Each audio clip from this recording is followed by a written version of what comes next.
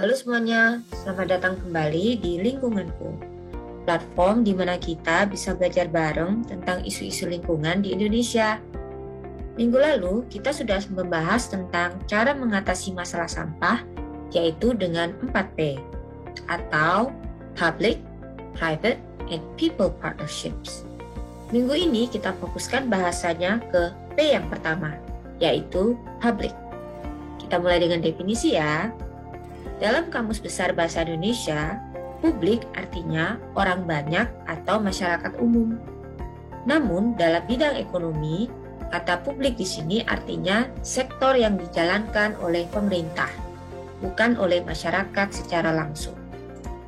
Salah satu fungsi utama sektor pemerintah dalam manajemen sampah adalah membuat hukum, peraturan, dan regulasi yang sesuai dan efektif untuk membentuk perilaku positif masyarakat.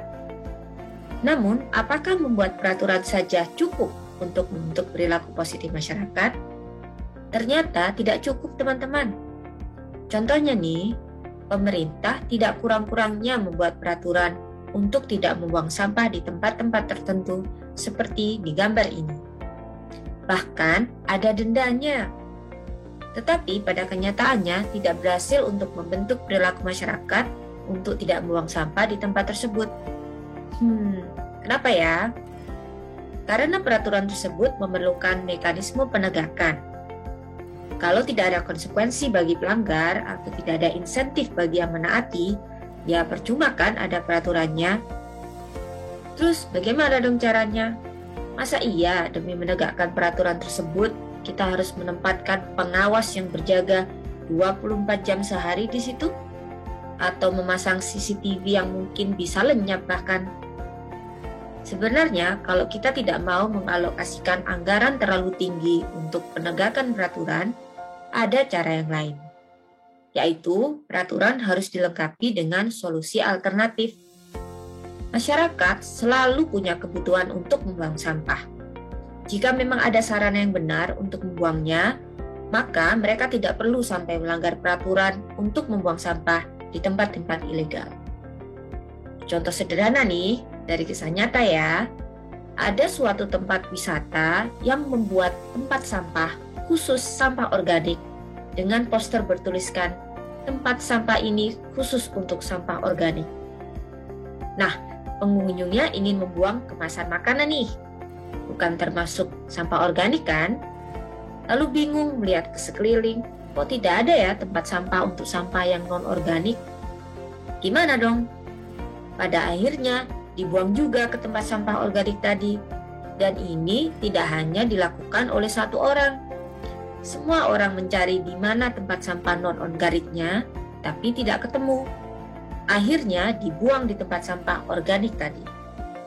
Jadi, kalau kita bisa membuat peraturan tempat sampah ini khusus sampah organik, hendaknya dilengkapi juga dengan membuat sarana tempat sampah untuk yang non-organik juga. Kesimpulannya, setiap peraturan harus dilengkapi dengan solusi alternatif, sehingga kita tidak perlu menghabiskan banyak waktu, energi, dan anggaran untuk melakukan pengawasan 24 jam sehari, 7 hari seminggu. Karena kebutuhan masyarakat untuk membuang sampah sudah dipenuhi dengan sarana yang memadai, sehingga mereka tidak perlu melanggar peraturan meski tidak diawasi. Tapi kita tahu kan, anggaran pemerintah daerah untuk mengelola sampah ini terbatas. Seperti yang disebutkan di video lingkungan sebelumnya, komitmen anggaran untuk pengelolaan sampah semestinya berkisar 3-5% dari total APBD. Namun, pada kenyataannya, komitmen anggaran yang diberikan hanya sekitar 1%.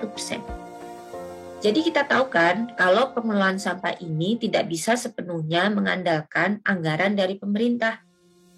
Selain porsinya sedikit dibandingkan dengan anggaran keseluruhan, realisasinya pun di bawah persentase tersebut. Jadi solusinya adalah bekerja sama dengan sektor swasta dan masyarakat, atau 4P, Public, Private, People Partnerships. Sehingga pengelolaan sampah ini tidak perlu membebani anggaran negara terlalu banyak, bahkan bisa menguntungkan banyak pihak. Namun, topik ini akan kita bahas lain kali ya teman-teman. Untuk sekarang, kita ingatkan lagi bahwa dalam 4P yang pertama, yaitu sektor pemerintah, kami harapkan pemerintah membuat regulasi yang sesuai, yang dibarengi dengan solusi alternatif. Sehingga tanpa pengawasan yang ketat pun, masyarakat akan senantiasa menaatinya. Nah, sampai di sini dulu ya teman-teman. Jangan lupa subscribe di channel Lingkunganku untuk membahas isu ini lebih lanjut. Sampai jumpa.